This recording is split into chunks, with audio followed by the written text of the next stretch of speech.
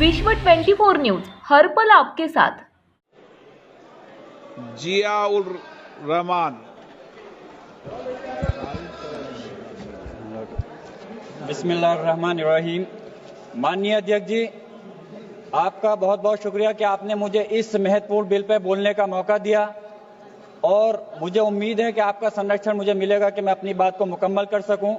मैं अपनी बात इस शेर के साथ शुरू करना चाहता हूं कि बुलंदी देर तक किस शख्स के हिस्से में रहती है, बुलंदी देर तक किस शख्स के हिस्से में रहती है, बहुत ऊंची इमारत हर घड़ी खतरे में रहती है। माननीय अध्यक्ष जी, आज मैं इस सदन में वक्फी तरमीमी बिल 2025 के खिलाफ अपनी बात रखना चाहता हूं। वक्फ अमेंडमेंट बिल 2025 के जरिए सरकार वक्फ ट्रिब्यूनल के अधिकार को कम कर रही है। वक्फ बोर्ड के अधिकार में भी काफी कम किए जा रहे हैं। वो इसलिए कि ताकि वक्फ बोर्ड की संपत्ति को आसानी से सरकार अपने कंट्रोल में कर सके, जिसको कि हम बर्दाश्त नहीं करेंगे। माननीय अध्यक्ष जी, मैं आपके माध्यम से कहना चाहता हूं कि मैं और हमारे नेता माननीय राष्ट्रीय अध्यक्ष अखिलेश यादव जी सिर्फ इस बिल का इसलिए विरोध नहीं कर रहे कि इसको एनडीए सरकार लेकर के आई है। हम इस बिल को विरोध इस वजह से कर रहे हैं क्योंकि ये हमारे मुस्लिम समाज को तोड़ने का काम है, हमारे मुस्लिम समाज को कमजोर करने का काम है और इस देश के अंदर विकास में रोधा उत्पन्न करने का काम है। माननीय अल्पसंख्यक मंत्री जी कह रहे थे कि विपक्ष गुमराह कर रहा है, बल्कि हकीकत यह है विपक्ष गुमराह नहीं कर रहा इस बिल के ऊपर, बल्कि आप लोग गुमराह कर रहे हैं।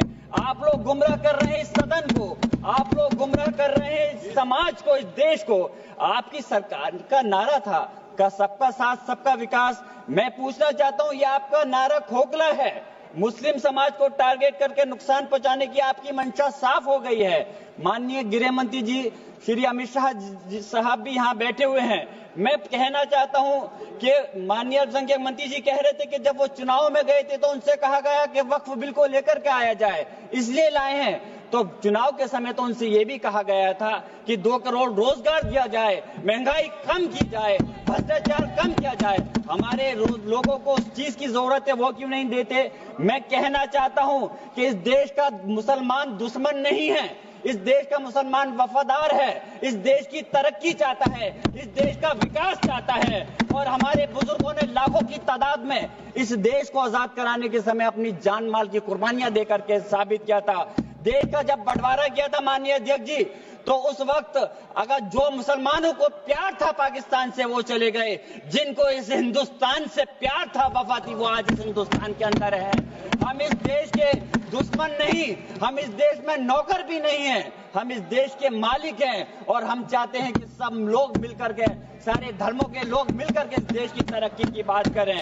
मैं पूछना चाहता हूं कि मुस्लिम के 5 साल मुसलमान होने के बाद प्रॉपर्टी को वक्फ कर सकता है?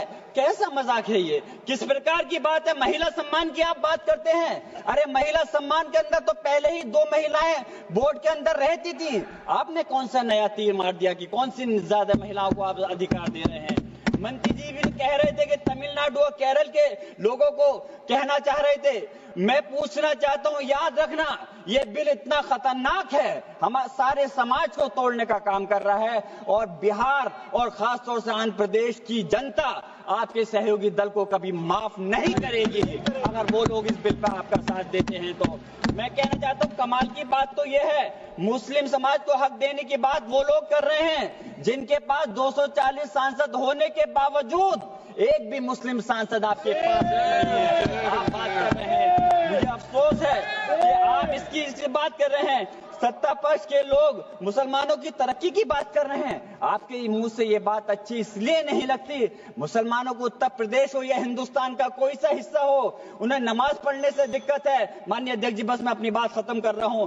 अजान से दिक्कत है, मदरसों से दिक्कत है, मुसलमानों के कारोबार से दिक्कत है, मुसलमानों की स्कॉलरशिप को बंद कर रहे हैं और उसके बाद वक्फ के माध्यम से मुसलमानों को हक दिलाने की आप बात कर रहे हैं। मेरा कहना है कि क्या देश में माननीय न्यायालयों के अंदर पहले से मुकदमों की कमी है जो नए इस बिल को लाकर के नए जन्मों को विवाद दिया जा रहा है?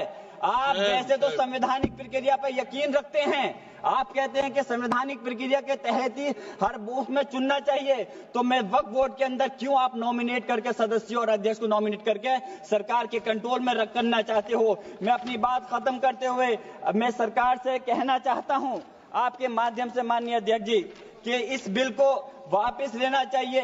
इस बात की वाजिब चिंता है कि यह विधेयक नौकरशाही की ज्यादती को बढ़ावा दे सकता है, जिससे मुस्लिम कम्युनिटी में विश्वास कम हो सकता है। संस्कृति और मजहबी विरासत की हिफाजत कभी भी प्रभावित नहीं होनी चाहिए।